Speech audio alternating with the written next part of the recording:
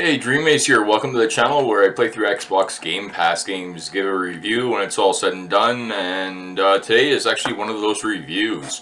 We are getting into a review on Halo Infinite. I have finished my playthrough, so I'm going to do a final review for it. To do that, I'm going to give you my structure on how I go about scoring out of 10 the game, and then we will go about giving the game a score. Five categories, all worth 2 points. First category, continuous challenge. I like things to continually drive me forward, to continually challenge me, and try and do better throughout the game. And so you get 2 points for this one. Interesting story and good end is number 2. With an interesting story and good end, you're going to get 2 points for this category. Number 3, useful rewards and flexibility. I kind of squished two of the categories together because of my fifth category. So flexibility, to be able to choose different paths you want to go, where your character might be, and just different choices throughout the game that'll impact you positively or negatively, as well as useful rewards to make the experience fun and enjoyable along the way there. So number 4, combining fun and realism. You have to combine fun, but you also have to have a certain amount of realism to the game as well. You can't have it just too abstract. So number 5 is bugs and serious flaws, which is also worth 2 points. So all categories are worth 2 points there, giving you a total score out of 10. So how did Halo stack up there? In the background we got some of my favorite footage of me in the tank just destroying things and going through stuff there. So we'll have that going in the background there for us. It was a fun game. I did enjoy it. I'm not a huge avid first-person shooter, so my skills were very weak in that regard. But how did it stack up in my 5 categories? First category, continuous challenge. It actually did not score full points in this category. There was no continuous challenge.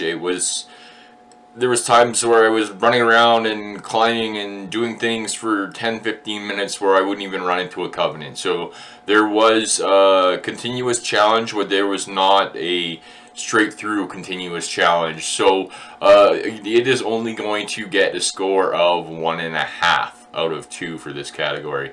The continuous challenge was not there. This game has a bit of an identity crisis with it.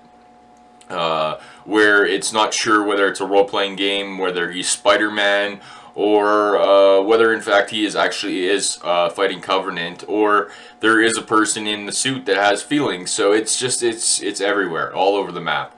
But number 2, interesting story and good end. There was an interesting story and there was a good end. They did a little bit of meta at the end and kind of played it off as they want to bring out more. But with the game the way it is, kind of flogging a dead horse, in my opinion. You're pulling at strings where people are going to start leaving soon. Look at World of Warcraft. The same things happen there. You get so big and trying to appease everybody that the game just falls apart. So don't go down that road if you are going to continue. So number 3, flexibility and useful rewards. Flexibility, there was a lot of flexibility with the grapple and be able to shoot yourself in particular different directions, and utilities that you have on your suit, which was a fair amount of flexibility. And useful rewards. The useful rewards category it's going to get a full 2 points for this category. But useful rewards were kind of weak because they're just weapons that are laying around. So it's hard to judge as to whether it was really, in fact, useful to you. They did have neat weapons, so I'm giving them a full 2 points for that category. So combining fun and realism. It did have a fair bit of realism with some of the storyline and people and the struggle that they're going through, and combining fun. And it was a certain amount of fun. There was times where I was a little frustrated. And usually it came with the cutscenes. I don't like having to watch the cutscenes for 10, 15, 20 minutes at a time when I'm in the middle of playing a game. first-person shooters and action games should be action all the way through. If you want to throw in some storyline, you can, but you're doing it at inopportune times and it feels awkward. So you're combining fun, yes. You're combining realism, yes. So we are going to give it a score of 2 out of 2 for that category. And bugs and serious flaws at the end. You did a pretty good job at being bug-free and flaw-free. I didn't really run into any major issues. I ran into the occasional weapon that was glitched into a shelf and stuff like that, particular things I couldn't reach. I would say there is a little bit of a glitch as to when you're putting your weapon into, or you're taking a weapon out of, you want a new weapon. So you take it out of the thing, and when you drop your old weapon on the ground, it should appear on the ground, but it's not there. So you take that new weapon, you don't have your old weapon in case you wanted to go back to it. So that is a bug, in my opinion. That should not be that way. If you take one weapon and you drop another one, there should be dropped right on the ground in there in front of you. So that is a bug, and that is not something that is not right. So we're going to give it this a 1.5 out of 2 for that category. So 2, 4, 6, 8, 9 out of 10 altogether. But however, I said this right at the very beginning. First-person shooter games and warfare games have to have prone. This game is not a warfare game. It's not a role-playing game. It is not a Marvel Spider-Man game. It is an identity crisis. It is a serious identity crisis.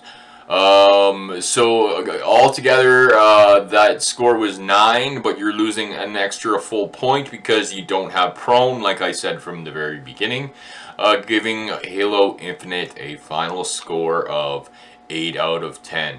I would like to thank you for joining me for Halo Infinite's final review there, which was good and bad depending on how you look at it. I did take some major points off of there, and it scored worse than some of the other games that possibly should have maybe scored better or worse than they did, but it is what it is, and you get this score because you did not put prone into a warfare game. Just poof. If you did like anything you saw in my final review for Halo Infinite, please like the video and consider subscribing. I do play through Xbox Game Pass games and give reviews like this one when it's all said and done, so maybe I can steer you away from having to run around for 20 minutes grappling on trees and walls and stuff and not actually fighting like you should be in Halo.